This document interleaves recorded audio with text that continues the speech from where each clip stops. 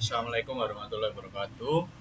Pada pertemuan ke-7 kali ini kita akan membahas mengenai kekuasaan, wewenang, dan tanggung jawab atau power, authority, and responsibility. Yang pertama, kita masuk ke pengertian mengenai kekuasaan atau power.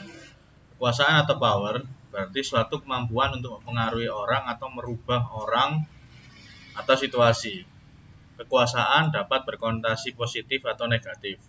Kekuasaan secara positif merupakan kemampuan yang dianugerahkan oleh Tuhan atau Allah kepada individu sebagai pemegang kekuasaan tertinggi yang dapat mempengaruhi dan mengubah pemikiran orang lain atau kelompok untuk melakukan suatu tindakan yang diinginkan oleh pemegang kekuasaan dengan sungguh-sungguh atau bukan karena paksaan baik secara fisik maupun secara mental.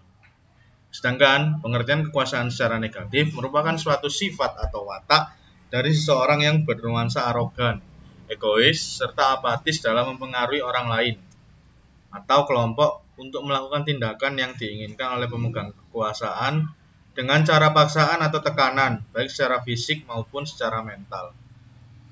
Itu tadi pengertian secara kekuasaan secara umum dan kekuasaan secara positif maupun secara negatif. Kemudian kita masuk ke faktor yang mendasari adanya kekuasaan atau faktor underlying power. Ada 5 faktor yang mendasari adanya kekuasaan. Yang pertama yakni reward power, yang kedua coercive power, yang ketiga legitimate power, yang keempat expert power, dan yang kelima atau yang terakhir referent power. Akan dijelaskan satu-satu. Yang pertama yakni reward power atau kekuatan balas jasa, yakni kekuatan yang muncul sebagai akibat dari seseorang yang posisinya memungkinkan dirinya untuk memberikan penghargaan terhadap orang-orang yang berada di bawahnya. Jadi itu adalah reward power atau kekuasaan yang diperoleh atas dasar balas jasa. Kemudian yang kedua yakni coercive power atau kekuasaan paksaan. Kekuasaan untuk memberikan hukuman adalah kebalikan atau sisi negatif dari reward power. Jadi kekuasaan paksaan atau yang diperoleh secara paksa. Yang ketiga yaitu legitimate power atau kekuasaan secara sah, yakni legitimate power atau kekuasaan yang sah adalah kekuasaan yang muncul akibat dari suatu legitimasi tertentu atau pengesahan hal tertentu. Kemudian expert power atau kekuasaan ahli, yakni kekuasaan yang berdasarkan keahlian atau kepakaran adalah kekuasaan yang muncul sebagai akibat dari kepakaran atau keahlian yang dimiliki oleh seseorang. Kemudian yang terakhir yaitu referent power atau kekuasaan panutan adalah kekuasaan yang muncul akibat adanya karakteristik yang diharapkan oleh seseorang atau sekelompok orang terhadap orang yang memiliki pengaruh terhadap seseorang atau sekelompok orang tersebut, atau kekuasaan panutan ini diperoleh akibat karismatik yang dimiliki oleh seseorang sehingga dia menerima kekuasaan berdasarkan sifat atau karisma yang dimiliki oleh orang tersebut. Kemudian definisi kewenangan sendiri yakni atau definition of authority, yakni adalah hak untuk melakukan sesuatu atau memerintah orang lain untuk melakukan atau tidak melakukan sesuatu agar tercapai tujuan tertentu. Kewenangan merupakan hasil delegasi dari pelimpahan wewenang dari posisi atasan ke bawahan dalam suatu organisasi. Sumber dari wewenang atau source of authority. Ada 2 teori yang menjelaskan tentang sumber dari wewenang. Yang pertama yakni teori formal atau pandangan klasik dan teori penerimaan atau acceptance theory of authority. Kita masuk ke yang pertama dulu yakni teori formal, bahwa wewenang yang dianugerahkan, wewenang terlahir akibat adanya wewenang yang lebih tinggi dari wewenang yang diberikan. Contohnya, manajer mendapatkan wewenang yang lebih tinggi dari atasannya atau direktur. Kemudian wewenang formal menurut pandangan klasik bersifat top down atau dari hierarki yang atas ke hierarki yang lebih bawah. dari direktur ke manajer, seperti itu. Kemudian itu menurut yang teori formal atau pandangan klasik. Kemudian ada teori penerimaan atau acceptance theory of the authority, yang mana teori penerimaan adalah pemenang yang timbul hanya bila hal itu diterima oleh kelompok atau individu kepada siapa pemenang tersebut dijalankan. Kunci dasar pemenang yang ada dalam yang dipengaruhi influence, bukan yang mempengaruhi atau influencer. Jadi pemenang itu ada atau tidak tergantung pada penerima atau receiver yang memutuskan untuk menerima atau menolak. Itu adalah teori penerimaan dari sumber pemenang. Kita masuk ke yang selanjutnya, yakni persyaratan agar kewenangan yang diberikan itu efektif atau requirement for effective authority menurut Chester Barnard. Yang mana ada beberapa poin di sini, yakni yang pertama, bawahan dapat memahami apa yang diinginkan atau dikomunikasikan oleh pimpinan atau atasan. Pada saat sang bawahan memutuskan untuk menjalankan apa yang diperintahkan oleh atasan, dia meyakini bahwa apa yang diperintahkan konsisten atau tidak bertentangan dengan rencana pencapaian tujuan organisasi.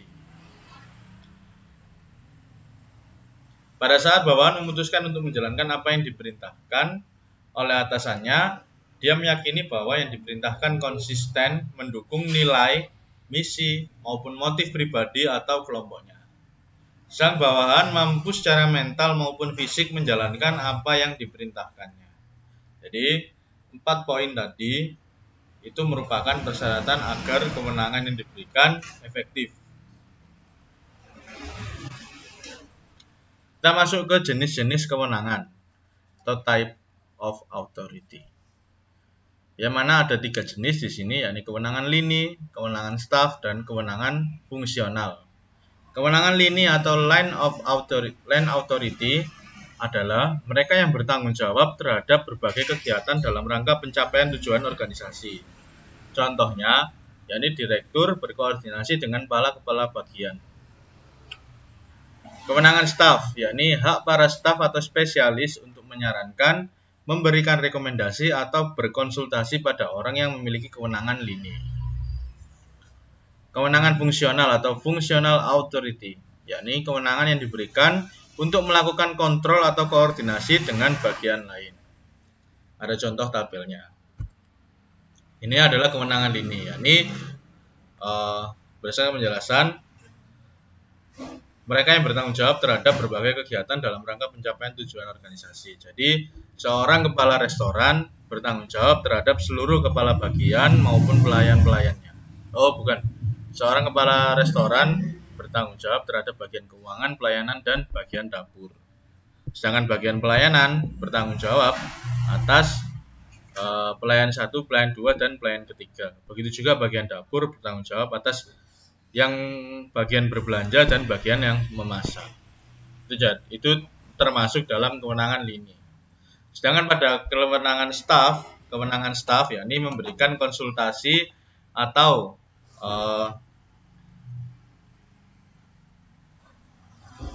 memberikan konsultasi atau rekomendasi yang biasanya diberikan oleh konsultan manajemen, konsultan pajak, atau konsultan yang lain sebagainya.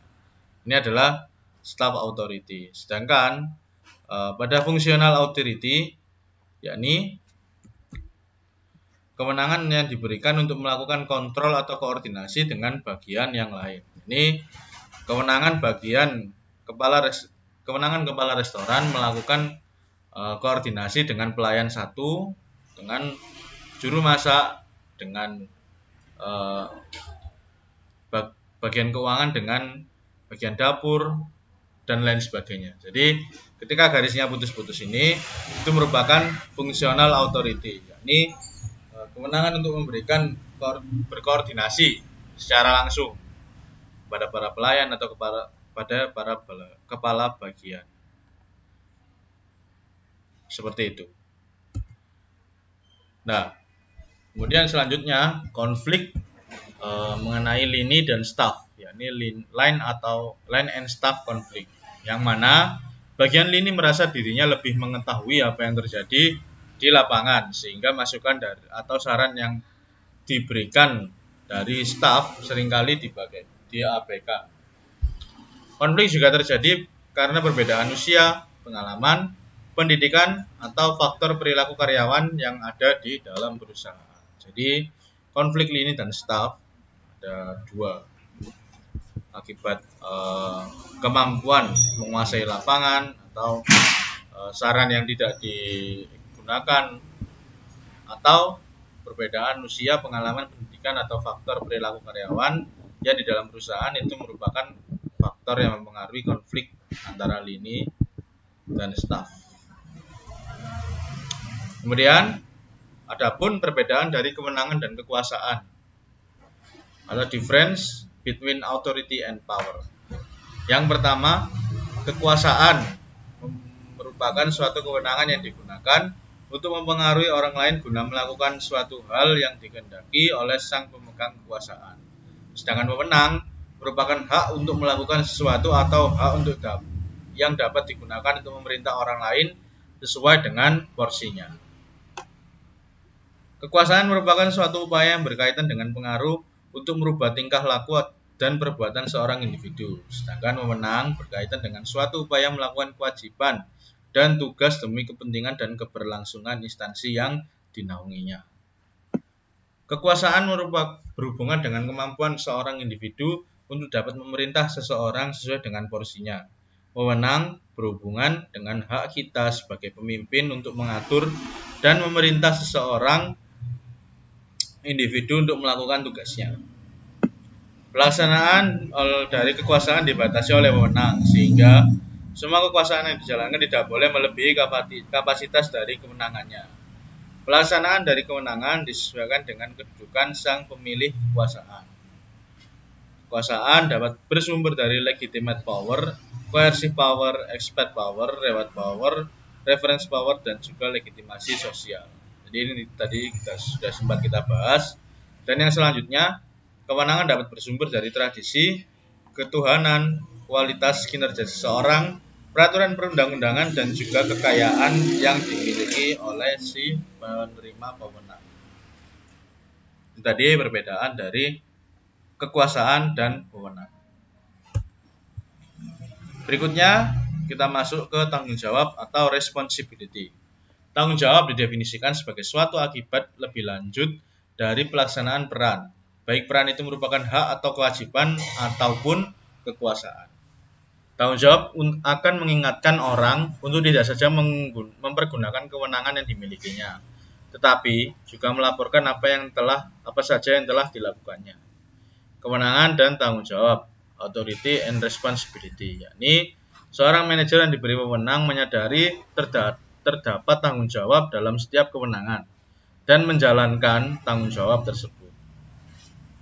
Adapun berikutnya yakni pelimpahan wewenang atau granting authority, yakni pelimpahan wewenang atau delegation adalah proses pengalihan tugas kepada orang lain yang sah atau terlegitimasi menurut mekanisme tertentu dalam organisasi dalam melakukan berbagai aktivitas yang ditujukan untuk pencapaian tujuan organisasi, yang jika tidak dilimpahkan akan menghambat proses pencapaian tujuan tersebut. Manfaat dari pelimpahan wewenang atau benefit of delegation of authority. Ada 3. Yang pertama, pelimpahan wewenang memungkinkan subbagian atau bawahan mempelajari sesuatu yang baru dan memperoleh kesempatan untuk melakukan sesuatu yang baru tersebut. Bahwa pelimpahan wewenang mendorong tercapainya keputusan yang lebih baik dalam berbagai hal. Yang ketiga, penyelesaian pekerjaan akan dapat dilakukan dengan lebih cepat sekiranya pelimpahan wewenang tersebut berjalan sebagaimana mestinya dan diberikan kepada orang yang bertanggung jawab. Berikutnya ada kendala dalam pelimpahan wewenang atau constraint in the transfer of authority. Kapasitas staf yang terbatas dan kurang bertanggung jawabnya atasan akibat pelimpahan wewenang tersebut. Kemudian kunci pelimpahan wewenang yang efektif atau key to the transfer of authority to be effective, yakni kepercayaan atasan kepada bawahan, komunikasi terbuka antara atasan dengan bawahan, dan kemampuan manajer dalam memahami tujuan organisasi, tuntutan pekerjaan, dan kemampuan dari bawahan tersebut. Tindakan agar pendelegasian wewenang berjalan efektif, atau measures to make delegation of authority run effectively. Penentuan hal-hal yang dapat didelegasikan.